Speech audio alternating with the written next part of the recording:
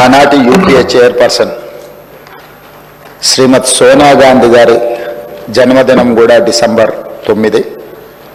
ఈ రోజుకు వారు 78 సంవత్సరాలు పూర్తి చేసుకొని వారు మన 60 సంవత్సరాల ఆకాంక్ష 4 కోట్ల తెలంగాణ ప్రజలు ఏ ఆకాంక్ష కోసం ఏ ప్రత్యేక రాష్ట్రం కోసం పోరాటం చేసిండ్రో అమరులైనరో ఆ ఆకాంక్ష నెరవేరడానికి పునాది రాయబడ్డ రోజు. అందుకే ఈరోజు ఈ శాసనసభ ద్వారా తమరి అనుమతితో శ్రీమతి సోనియా గాంధీ గారికి జన్మదిన శుభాకాంక్షలు ఈ సభ ద్వారా తెలియజేయడము మన యొక్క తెలంగాణ ప్రజల యొక్క కృతజ్ఞత శ్రీమతి సోనియా గాంధీ గారికి చేరవలసిన అవసరం ఉన్నది.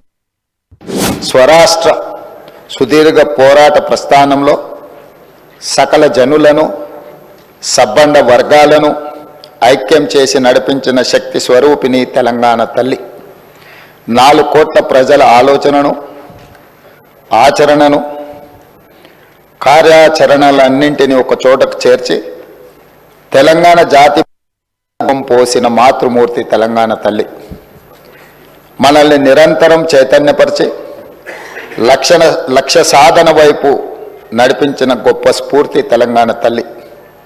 అలాంటి తెలంగాణ తల్లి స్వరూపంపై పలు రూపాలు ఇప్పటికే జనబాహుల్యంలో ఉన్నాయి. వాటిలో దేనికి ఇప్పటి వరకు అధికారిక గుర్తింపు లేదు, అధికారికంగా మనం గౌరవించుకోలేదు.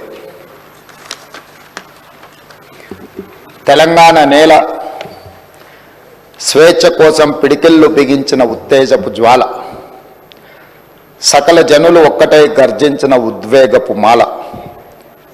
అటువంటి అనేక ప్రజా పోరాటాలకు ఊపిరి పోసిన మాతృమూర్తిని గౌరవించుకునే లక్ష్యంతో నేడు ప్రజాప్రభుత్వం తెలంగాణ తల్లిని రూపకల్పన చేసిన రాష్ట్ర సచివాలయ ప్రాంగణంలో ఆవిష్కరణ చేసే ఉత్సవానికి శ్రీకారం చుట్టింది. తెలంగాణ తల్లి అంటే ఒక భావన మాత్రమే కాదు, 4 కోట్ల బిడ్డల భావోద్వేగం. ఆ భావోద్వేగానికి నిండైన రూపం మన తెలంగాణ తల్లి.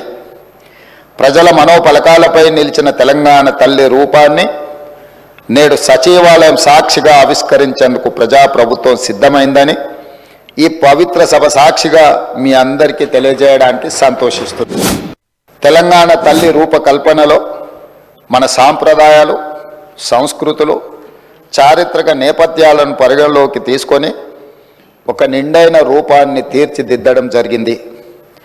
మన సంస్కృతికి అద్దం పడుతూ ప్రశాంత వదనంతో, సాంప్రదాయ కట్టుబొట్టుతో, మెడకు కంటే గుండు పూసల హారంతో, చెవులకు బొట్ట కమ్మలతో, ముక్కు పుడకతో, బంగారు అంచు కలిగిన ఆకుపచ్చ చీరలో, చేతికి గాజులు, కాళ్లకు కడియాలు మెట్టలతో, చాకలి ఐలమ్మ, సమ్మక్క సారలమ్మ పోరాట స్ఫూర్తితో, ఎంతో హుందాతో కూడిన ఆహార్యంతో మన తెలంగాణ తల్లి రూపొందించబడినది. కుడి చేతితో జాతికి అభయాన్నిస్తూ, ఎడమ చేతిలో తెలంగాణ మాగాణంలో పండే సాంప్రదాయ పంటలైన వరి, జొన్నలు, సజ్జలు, మొక్కజొన్న పంటలతో మన సంస్కృతిని, సాంప్రదాయానికి నిలువెత్తు రూపంగా తీర్చిదిద్దడం జరిగింది. తెలంగాణ తల్లి